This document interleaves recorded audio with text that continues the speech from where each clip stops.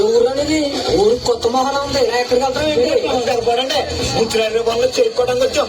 మా ఊరికి క్యాష్ పెట్టి వెళ్తానండి. నా పాట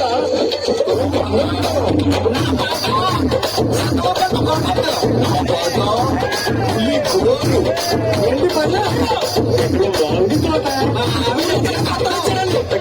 ఊర్లో కాడ పక్కన వచ్చాడు. నాకేదో నా పాట క్యాష్